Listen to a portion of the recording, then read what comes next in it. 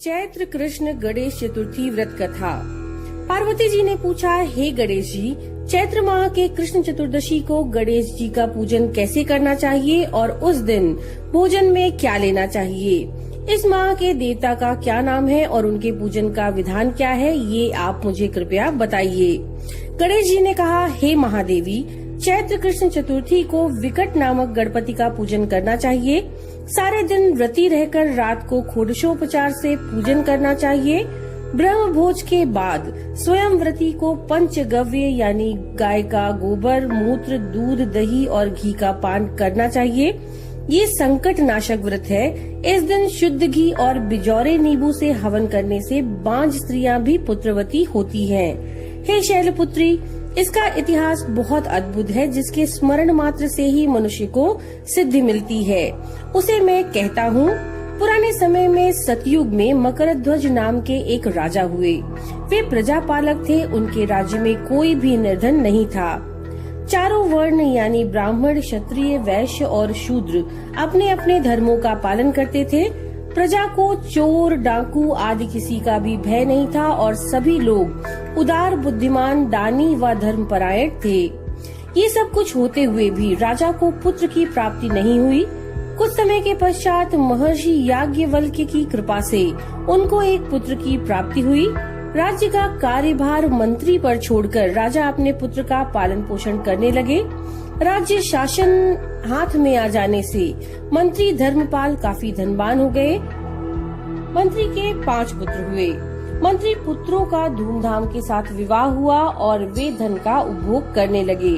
सबसे छोटे पुत्र की बहू अत्यंत धर्मपरायणी थी।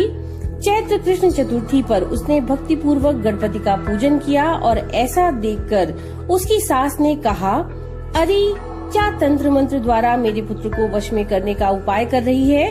बार बार रोकने पर भी जब बहू न मानी तो सास ने कहा, मैं पीट कर तुझे ठीक कर दूंगी, मुझे ये सब पसंद नहीं है। बहू ने कहा, मैं संकट नाशक गजानन का व्रत कर रही हूँ, ये व्रत बहुत फलदायक है। पतोहू की यह बात सुनकर के उसने अपने पुत्र से कहा कि हे पुत्र, तुम्हारी बहू जादू टोने कर रही है और मेरे कई बार मना करने पर भी वह जिद के कारण नहीं मान रही है। इसे मार पीट कर ठीक कर दो। मैं गणेश को नहीं जानती, ये कौन है?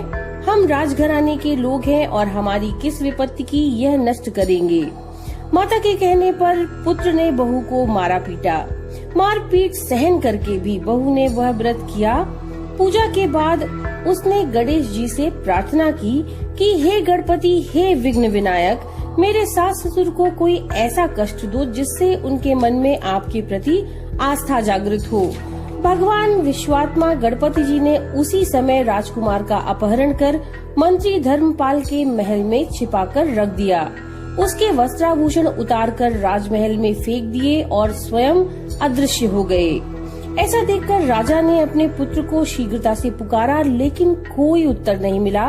मंत्री के महल में जाकर उन्होंने पूछा, राजकुमार कहाँ चला गया? किसने ये बुरा कार्य किया? राजकुमार कहाँ गया? मंत्री ने कहा, हे राजन, राजकुमार कहाँ चले गए इसका मुझे पता नहीं। मैं अभी सभी स्थानों में खोज कराता हूँ। इसके बाद राजा ने अपने नौकरों, अंगरक्षकों और मंत्रियों आदि को अपने पुत्र का शीघ्र पता लगाने के लिए कहा। राजा का आदेश पाकर वे सभी लोग सभी स्थानों में खोज करने लगे। जब कहीं भी पता न लगा तब उन्होंने राजा से डरते हुए कहा, महाराज, अपहरणकारियों का कहीं भी पता नहीं चला। राजकुमार को आते जाते किसी ने नहीं देखा। ऐसा सुनकर राजा ने मंत्री को बुलवाया। राजा ने मंत्री से पूछा कि राजकुमार कहाँ है?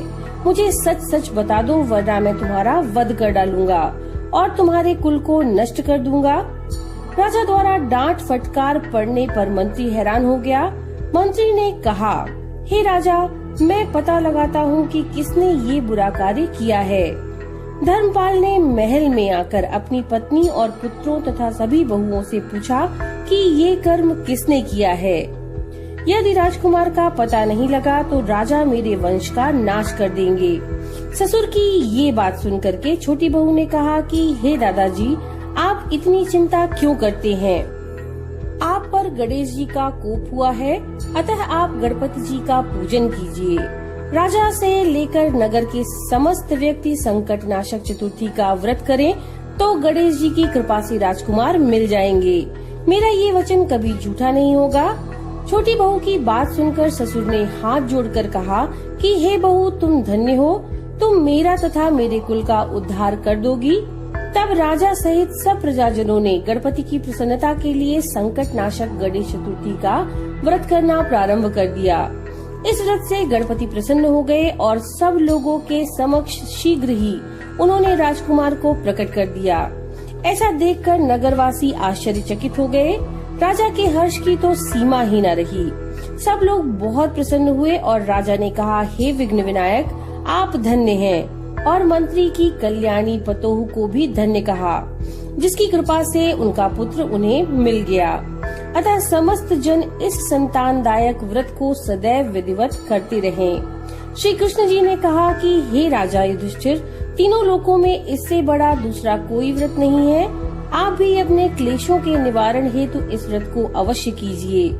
श्री कृष्ण जी के मुख से इस कथा को विस्तार पूर्वक सुनकर युधिष्ठिर ने पूर्ण भक्ति भाव सहित चैत्र कृष्ण चतुर्थी का उपवास किया और विघ्न विनायक की कृपा से अपने खोए हुए राज्य को फिर से प्राप्त कर लिया। तो ये थी चैत्र कृष्ण गणेश चतुर्थी व्रत कथा। नमो नारायण।